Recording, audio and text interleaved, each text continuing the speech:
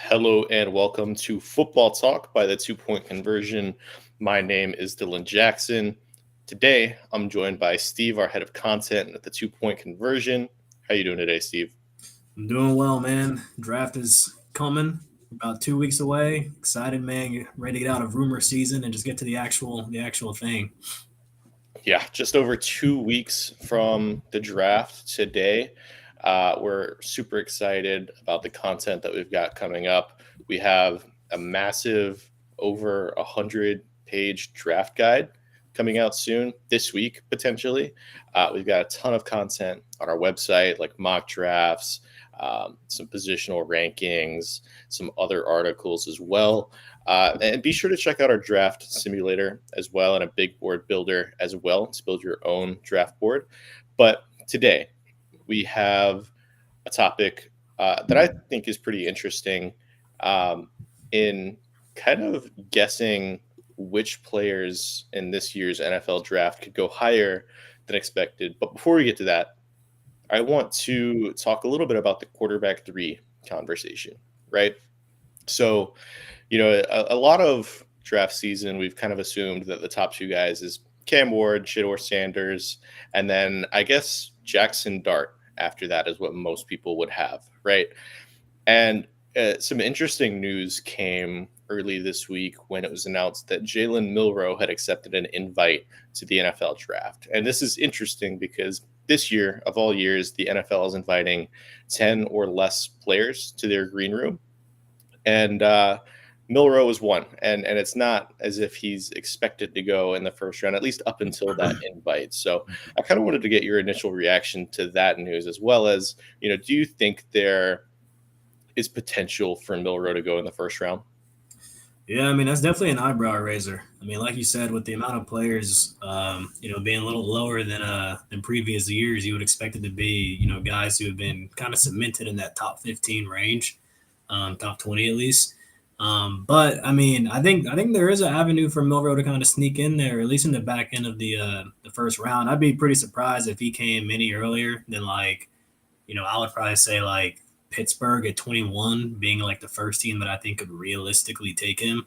Um, but I mean, that wouldn't be too big a shock. But any earlier than that, I would say it would be a big surprise at this point. Yeah, I think, you look back to last year when there were seven quarterbacks taken in the top 15 picks or something insane like that. A lot of people didn't expect neither Michael Penix Yeah. nor Bo Nix to go, and they went, I think eighth to Atlanta, and I think it was 13th to Denver in Bo Nix's case. So I think, those selections may embolden teams with, quarterbacks that they feel strongly about. But I don't think that, a guy like Jalen Milroe, much less like even Shedeur Sanders, is the level of prospect that those guys were. I Right. guess Sanders may be a little bit better than Bo Nix as a prospect, but you look at Jalen Milroe, he kind of up until this week had kind of just been mocked as late day two sort of player. Maybe you see some 2 round mocks with him at pick 33, 34 to either the Browns or Giants, but he's an interesting case. And I think Jackson Dart is a little bit more of an interesting conversation because he was the one that was being consistently mocked as quarterback three. And, he wasn't invited to the combine, at least not that we know of quite yet. But, a lot of people were linking him to the Pittsburgh Steelers or maybe the LA Rams or something like that. Do you think that Dart, at this point still has an edge on being that third quarterback taken?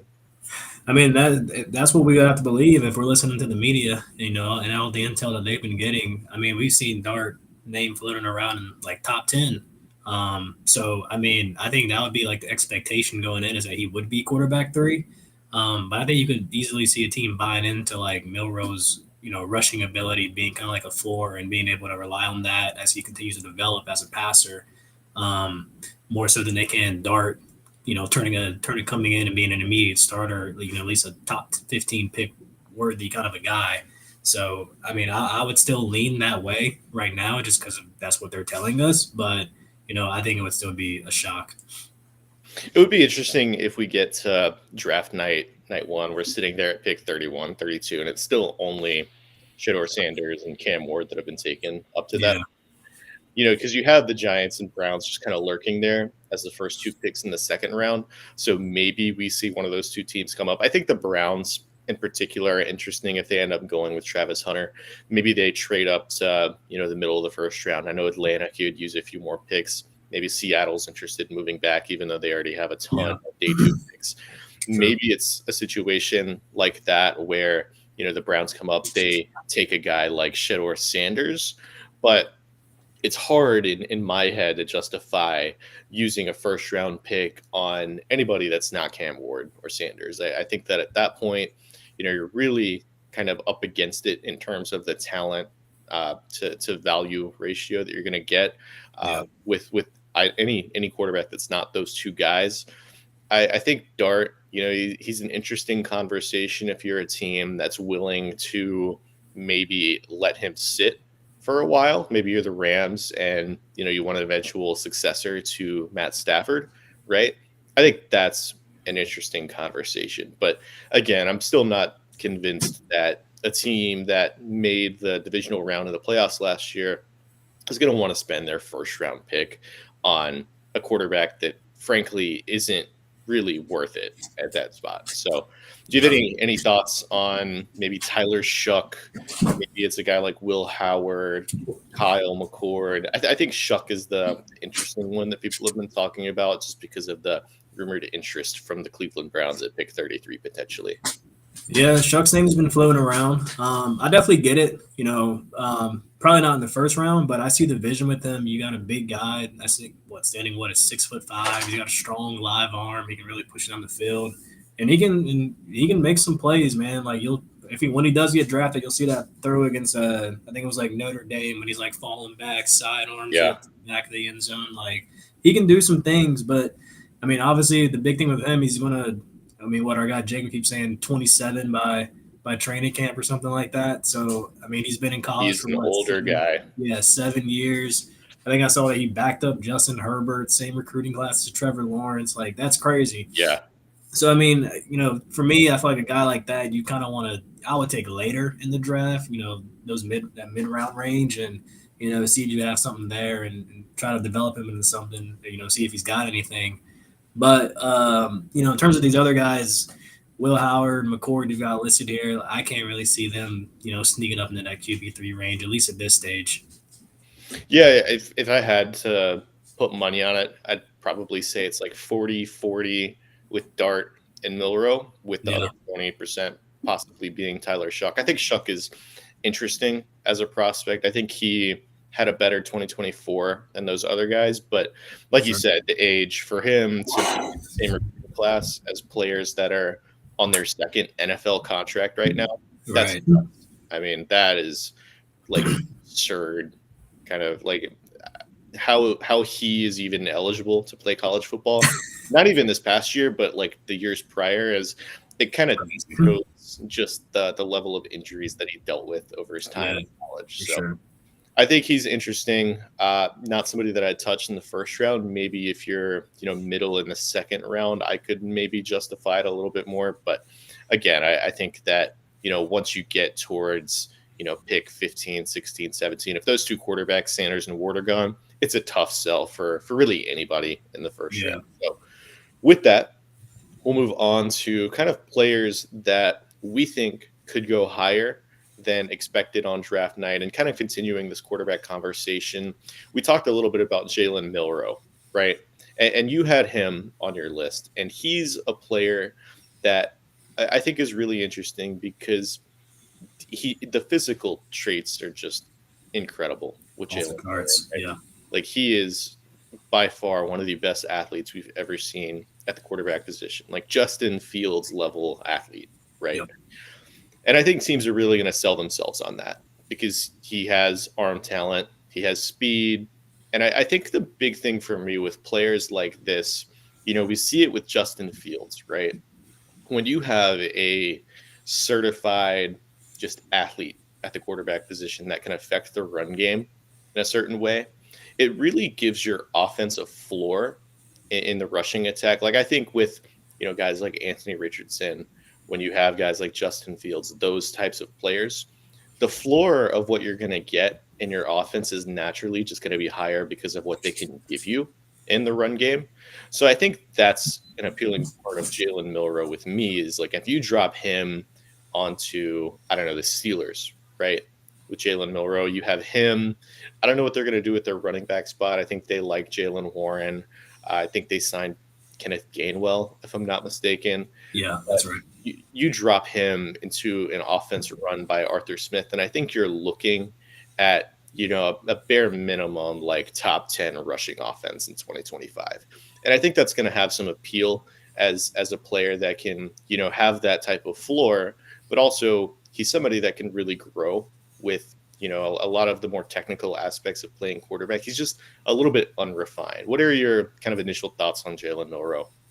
Yeah, no, I mean, I agree with everything you just said. I mean, we kind of touched on it, but like you said, with the rushing ability, that at least gives you a floor with something to work with. I think best case scenario for him. I mean, we keep touching on Pittsburgh. Like, I think that makes a ton of sense. Especially, we don't know what's going to happen yet, but it looks like Rodgers is probably going to be the guy that goes there, depending on how he wakes up and feels that day. So if that happens, you can bring Milroe in and let him sit behind Rodgers and learn, develop that, that unrefined passing part of his game, and really be able to blossom into a starting quarterback in the coming years. But you know, outside of that, he's got all the traits that you'd be looking for besides that touch as a passer. So I think he's definitely someone that a team could gamble on, take a bet on. But it just kind of depends where. I think a lot of it's going to have to do with like where Shedeur ends up going. Because I personally think Shedeur should probably go in this later half of the first round. I think he should slip a little Agreed. bit, go to one of these, contending type of teams where he can get into a good situation and be able to thrive. And so if that ends up happening, then obviously no chance. I think Milroe gets into the first or whatever. But it'll be interesting. I mean, he's a very interesting prospect. Yeah, and I think that the fact that it is a weaker quarterback class may cause him to go higher than expected as well. Yeah, We've talked about him, I mentioned it earlier, like consistently over the past few months. It's been late second round, early third round, and now there's some whispers of him possibly sneaking into the first round, which would be crazy. But sure. he in my head is the third best quarterback prospect in this class because of that floor that he's going to give you as a runner. I like him a little bit more than Jackson Dart, even though I do like the rushing ability of Jackson Dart as well. But he's not Jalen Milroe Yeah, in that regard. sure. I think Dart also is going to suffer a little bit from just the fake offense that he played in at Ole Miss. Like that Lane Kiffin offense just isn't something you see at the NFL level. Like there's the amount of concepts that you see in that offense is just so limited compared to most NFL offenses, right? So I think he's for that reason just going to take a little bit longer to kind of get up to speed, but I think Jalen Milroe makes a ton of sense for a team, and on early day 2, as somebody that if you're the Giants, for instance, you have Jameis Yeah. Winston, you have Russell Wilson as well. I think Jalen Milroe is a perfectly fine bet at pick 34. Mhm. Yeah, I agree. Especially, I mean, that gives you the room to take. I mean, you mentioned the Giants, Abdul Carter or Travis Right. Hunter, whoever falls right there, and then you have your quarterbacks in place already. Bring in a guy you can develop and go from there. All right. Moving on to the next guy. We have Jalen Walker, an edge out of Georgia. Uh, I know a lot of people project Jalen Walker to go top 10 already, but I don't think people realize that there's a legitimate shot that he could go 4, 5, 6, 7 overall. Like a lot of people have him. I think the most common landing spot for Walker at this moment is the Carolina Panthers at 8 overall. Yeah, I think he's somebody that's really going to impress teams when they get him in their building. I think he's going to match very well with Mike Vrabel potentially. I wrote in my latest mock draft that I thought that there's a chance that the New England Patriots they bring Walker in, they talk to him, they view him as somebody that's just a cornerstone of what they're trying to build in New England, right? He's somebody that could really be a cornerstone for that defense. And I think Mike Vrabel's really going to love him. So I think that, the Patriots at 4, I know it was reported today. I think that's a real shot for Jalen Walker. And a lot of times, you kind of see these teams that are mocked the top 5 for need, like for a tackle or whatever it is. And they just end up taking the best overall player on their board. And people are like, well, you needed this, you didn't take one. But end of day, when you're phase 1 of a rebuild, and I don't know they have Drake May, right? But reaching on a tackle, when it's not necessarily the highest rated player on your board, I think that's not going to be something that teams do in the top 5. So Jalen Walker, I think potentially could go, 4, maybe 5 to Jacksonville. Really any team in that 4 to 8 range, I think is going to end up taking Walker. Yeah, I could see it. I mean, especially after today's report. I mean, they said that he has some fans in that building. And I mean, for all the reasons you just said, it shouldn't be a surprise. I mean, the kid is really well-spoken, great player, great athlete, flies around the field. I mean, obviously the only questions you have is what position he's going to play. And, that can differ between who you ask. But I mean, if you're picking him at 4 to play edge, that makes a ton of sense to me. Right. But, a guy like him, for the Patriots or any team picking that high, really, like you said, he's going to come in and that's a foundation, an immediate leader for the defensive unit who's going to hopefully be in that spot for several years. So, I mean, I could see it for sure. It definitely pops up. I mean, again, depending on who you ask, this guy is like the top 5 player on a lot of analysts' boards. So, I mean, at this stage, I could definitely see it. But again, like most mocks kind of have him going Panthers is what you usually see, or, a little bit after that. So, we'll see. Where do you rank Walker on your personal board?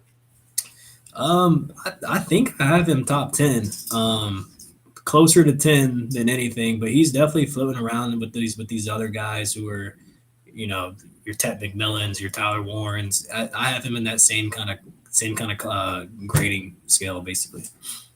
I think after you get past Travis Hunter, past Abdul Carter, and you're not a quarterback needy team, I think it's really just a block of players that you could end up taking, whether it's, one of the 2 tackles, maybe a tight end is in consideration. Maybe you view Dillon as somebody, Mason Graham as well. And then Jalen Walker. I think you could throw him into that group. So I think it's a little bit more up in the air at, pick number 4 than maybe people may think, just because I'm not certain a team, if they don't view a tackle as the best overall player at that spot, is going to be willing to take a shot on a guy like that at 4th overall.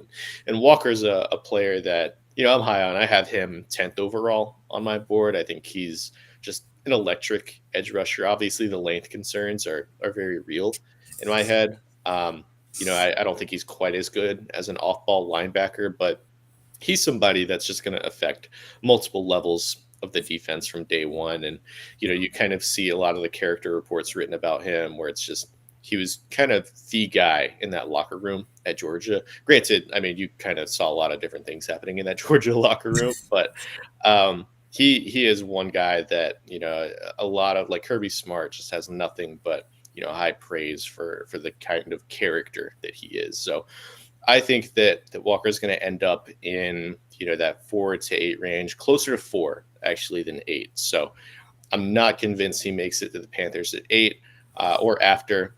But yeah, any final thoughts on Jalen Walker? He's a good player. I really like him. If he does fall to Carolina at 8, I'll be glad to take him for sure. But it looks like we'll probably have to look another direction. Yeah. I don't think he'll make it, to be honest. I just think the teams, they consistently value character more than what we think they do. And he's somebody that, a lot of people will knock him on being kind of a jack of all trades, but not really an expert at any one particular skill. But I really do think that the pass rushing juice that he brings is really just incredible. And that's on, limited reps that we saw at Georgia as well. So moving on, we have Emeka Egbuka. I'll let you take the lead. This is your guy. Yeah, I mean, Emeka Egbuka, you guys touched on this last week about I think it was you who had the what were y'all doing, like surprising outcomes or something like that, that he would be the first Bold receiver prediction. taking bold predictions. Yes. I fully believe that at this point, honestly.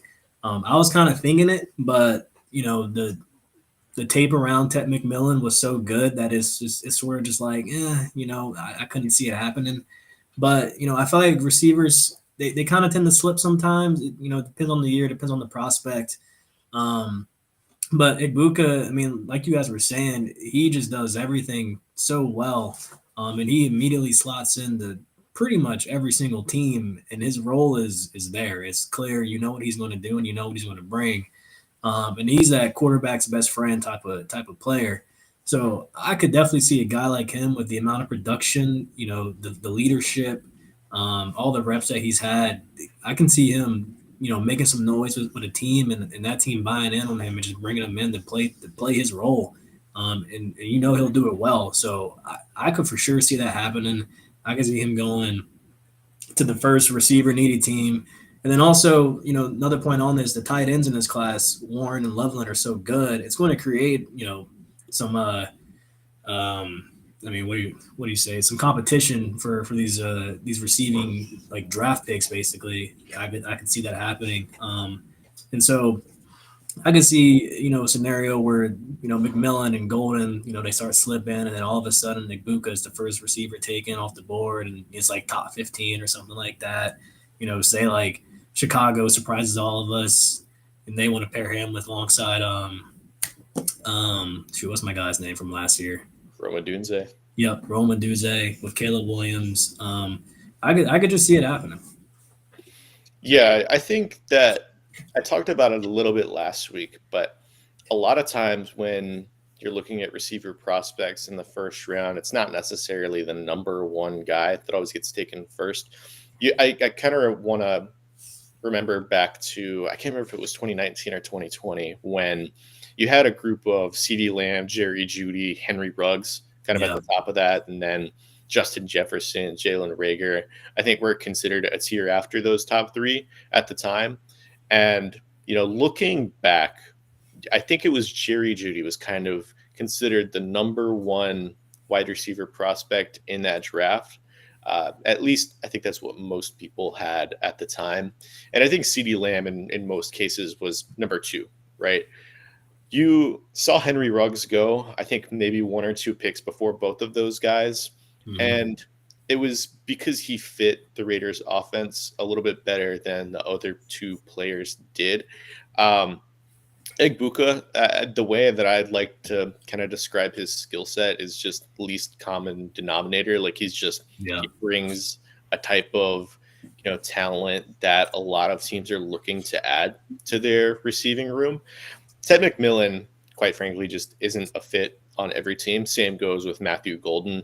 But, with the versatility that Ibuka brings, he played primarily in the slot for Ohio State. I think he played something like 86 or 80+% of his snaps in the slot last season.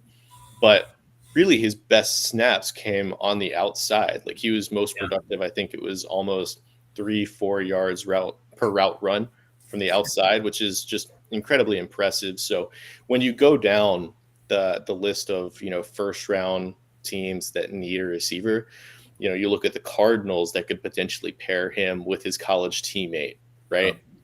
You look at maybe the Denver Broncos to pair him with a guy like Courtland Sutton, right? I think he fits on the Los Angeles Chargers as well. There's just so many teams where you can justify his fit. Even a team like the Steelers, I'm not sure if they'll spend their first and second round pick on wide receiver after trading their second for DK Metcalf, but he would be an awesome fit in that offense if they decide to move on from George Pickens, right? So he, in a way, makes more sense with a lot of these teams, like Dallas, for instance, at that 12th overall pick, pairing him with a guy like CeeDee Lamb, it just makes more sense than a Ted McMillan or a Matthew Golden does, in my opinion. 100%. Yeah, that's exactly what I was thinking. And even then, where he is currently, put on like big boards isn't even necessarily first round for the most part. So him even going in the first round would probably be him going earlier than expected. I mean, you look at like usually name on his team, Houston, pair him back up with C.J. Stroud alongside Nico Collins. I mean, that would be, I feel like, amazing for them. That would be probably the best fit for him in the first round. Just Yeah. adding a skill set, whether it's you have Tank Dell at this slot and you move Egbuka to the Z. I think that Z spot is going to be perfect for Egbuka more so than the slot, just because of the quality of what he was giving you from the outside last season. I think he's just a player that's going to allow you to run your offense better. With him having a productive guy who was really good every single year he started at Ohio State. It's very rare that you get a player that's productive for 3 years in college. I mean, he stayed for his senior year, right? Sure. And he's played with, Jackson Smith and Jigba. He's played with Marvin Harrison. He is a guy that Everybody. this is really the first year. I mean, even Jeremiah Smith, right? He played with him. So it's not like he's ever had the wide receiver room to himself per se, but he's just a guy that I think is, ultra competitive, and he's going to give you something that's, it's just a lot of teams value players that bring a high floor as well, because it looks better on your resume if you hit on a modest player versus swinging on somebody that, maybe has a higher ceiling, but you end up missing completely. Right? Like Luther Burden, for instance. I think teams will value Egbuka over Luther Burden just because of the floor of what you're going to get with him is just so much higher. Yep, 100%. And he's a great run blocker. Can't forget that. Yeah, teams love run blocking receivers as well. Do you have any final thoughts on Egbuka before we move on to the last guy? No, I think we touched on everything. Definitely interested to see where he winds up, and I'm definitely taking all his overs. Is there a certain team other than Houston that you think he would fit best on? I would look at Arizona. I like that alongside Marvin, like the fit alongside Marvin Harrison, and maybe Seattle. I mean, shoot, another guy he's also played with. You just said Smith and Jigba, but giving Sam Darnold another target up there, I feel like would be pretty good. I really like, and this is kind of a tangent, I really like Colston Loveland to the Seahawks. You kind of see those Shanahan guys really value, tight ends that can take up a lot of, targets over the middle of the field. And I think he would fit really well there. But Egbuka as well would give them another dynamic on the outside, at least that they don't really have with Cooper Kupp and Jackson Smith and Jigba. So moving on to the last guy on our list is Omarion Hampton. This was my guy. I think that Hampton is just an outstanding running back. We've kind of talked about him a little bit before, if I'm not mistaken, but he is a player that I think is one of the better running back prospects in recent memory. I went and took a look at, the first round running backs taken since 2019, and I'll give you that list, right? So it's in 2019, it was Josh Jacobs. In 2020, it was Clyde Edwards-Helaire. In 2021, you had Najee Harris, Travis Etienne. In 2023, it was Bijan Robinson and Jahmyr Gibbs. And then in both 2022 and 2024, no running backs were taken in the first round. So when you take that list into consideration, I really do think that besides Bijan Robinson, besides Ashton Genty, Hampton is the best running back prospect on that list. Maybe Jacobs is kind of the same tier as what Hampton was at UNC, but I think Hampton is a little bit more well-rounded as a prospect than what Jacobs was. So when you look at that list and you look at kind of a lot of those guys were taken earlier than even they were expected to go on draft day, I think that there's a real shot Hampton goes, maybe 10 to the Bears, 12 to the Cowboys. Maybe he sneaks into the top 15, right? I think there's a real shot that, he's just going to be valued much higher than what we expect. I know it's a really deep running back class, and that might, maybe teams pass on him. They get a guy like, Caleb Johnson in the second round or Travion Henderson in the second round. But we kind of saw that in 2023. Like, I don't think anybody expected Jahmyr Gibbs to go 12th overall to the Detroit Lions, but he did, and he's kind of proven that he's been worth it at least at this point, right? So I think that might embolden teams a little bit with Amarian Hampton. But do you think that he could go, as high as kind of what I said there, 10 to Chicago, 12 to Dallas, maybe somewhere else? Yeah, I think he should. I think he's a great running back, great prospect. And like you said, like the running back position is back. I think teams starting to value that a lot more. Like Detroit taking Gibbs as early as they did, and Saquon kind of going crazy like he did last year. I think teams are going to be more comfortable in making that selection, especially a team like Dallas who's sitting there at the top with Miles Sanders is running back one. I think they're definitely going to be looking to improve on that. Yeah, and Hampton I think is like you said, you've spoken all you can. You said all you can about him, but he's an amazing prospect. I wouldn't be surprised at all. He deserves to go that high. Yeah, I think Hampton's a scheme versatile guy that can affect all three downs, and that's just a rare talent as a rookie. Yeah. You just don't really see that often, right? Even Brees Hall, he's more of an outside zone guy than he is a gap runner. I think Hampton can do both. He's I think my 7th overall player on my big board, so I'm significantly higher on him than most would be. But I just think he's an incredible talent, and I think that a big conversation that I don't think a lot of people have is the floor with running back prospects. Every single one of those guys that I listed has been good to some degree, right? You can say what you want about ETN. He's had some injuries. He didn't really look all that great last year. Clyde Edwards-Helaire was good as a rookie, but kind of fell off a little bit. But they've at least had one really good year of production. Every single one of those guys, right?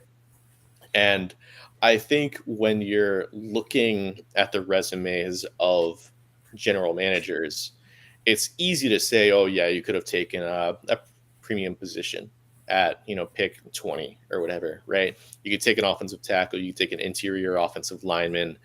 But a lot of times, you're looking at a significantly worse hit rate on those types of players. And I think, the percentage that Hampton is a Pro Bowl or All Pro, have that on your resume as a general manager is going to be really appealing to a lot of guys, because again, like if you can say that you drafted a Pro Bowl level player at any position, it's going to be a positive on your record, right? And if you're taking Amarian Hampton versus like the 5th tackle in this class, whether it's Josh Connerly or Josh Simmons or something like that, there's a real point where you have to consider, is 4 years of 1,000+ yards on scrimmage yards, is that more valuable to me than a guy that could maybe has a 40% chance of being my franchise left tackle, right? So I think that a lot of teams are gonna see the Gibbs pick in particular, where they took him a lot higher than what was anticipated, and kind of fall in love with the idea of Amarian Hampton. Very different player than Jahmyr Gibbs, almost completely opposite, to be honest. He's more of a bell cow, whereas Gibbs is just an efficiency type of running back. But I think that Dallas at 12 is really exciting, especially with the way that they've built their offensive line. Tyler Guyton didn't look what you maybe would have hoped for a first-round tackle, but there's still other pieces on that line. They've invested in Steele. Tyler Smith is good. Cooper Beebe. So they have the pieces there to where Hampton would have a pretty solid rookie year, I think. Yeah, I'm right there with you. Yeah. Do you have any final thoughts on Amarian Hampton? I know you're pretty high on him as well. Where do you have him on your board? Do you know? Running back 2 for sure. I think I got him as like a top 15 player. I'm not sure exactly the exact number, but he's definitely up there for me. Yeah, I'm trying to remember. We're releasing a draft guide on. I'm not going to say the day because I'm not exactly sure when it's dropping, but I'm trying to pull up the rankings here. I want to give people a sneak peek at kind of the overall that we have Amarian Hampton, and we graded him out as the 11th overall player in the entire draft, which is high praise for a guy. We didn't necessarily factor in positional value to that, but that just goes to show how you, draft expert Jacob LaQuire, frequent podcast as well, how we view Amari and Hampton. So any kind of final thoughts on maybe another player that you could see going a little bit higher than expected? Yeah, I mean, right here looking at the board, Walter Nolan, defensive tackle from Ole Miss. I feel like we probably see him mocked typically around the second roundish. We have him as a 12th overall player. Um, Kind of inflated due to Jacob's grade, who was very high on him, but good player nonetheless. We could definitely see him going first round. Yeah, good player. I think Michael Williams, Shamar Stewart. I see a lot of mock drafts with them in the 20s. I don't think they'll make it that far. Another one, Colston Loveland. I think teams are really going to love this skill set, especially on the 2023 tape. He didn't have great quarterback play this past year. I could see him being the first wide receiver or tight end taken in the draft. Another one, I think Kenneth Grant is going to go higher than what people think. It's very rare that you find a nose tackle with 3 down ability from the jump. So I think that he's going to go higher than expected. Any thoughts on those guys? Or Yeah, good shout. I love Colston Loveland. I feel like taking him. I think the value for him, like mid first round, it might be better than taking Warren top 10. yeah, So I I think he's a agree. big player. I would love to see him reunite with Jim Harbaugh. I know the Chargers kind of were looking to add a pass catching tight end. They missed out on a guy like, what's his name? Evan Ingram, who signed with the Broncos. They missed out Yeah. on him. I think they made him an offer, but it just didn't work out. But I would love to see Loveland there. I think it makes sense from all sides. But yeah, that is it for today. A shorter podcast. We're kind of getting out of here early. But once again, I have a few shouts kind of before we leave. First, our draft guide is coming out either late this week or early next week, hopefully end of this week. We have a ton of content on our website, mock drafts, rankings, a lot more content as well. And be sure to check out our mock draft simulator, our big board builder at 2pointconversion.com. We're super excited. Steve is at Steve's Tweets on Twitter. My Twitter handle is at dj.png. And you can follow the show at 2p_conversion on Twitter. Be sure to follow all those socials and subscribe on Spotify, on Apple Podcasts. It means a lot, kind of getting the show up and running early on. We're tracking to do a draft show on the night of the draft as well. I'm still figuring out some logistical things as well for that, but stay tuned for more details there. But that's it for us today. Peace.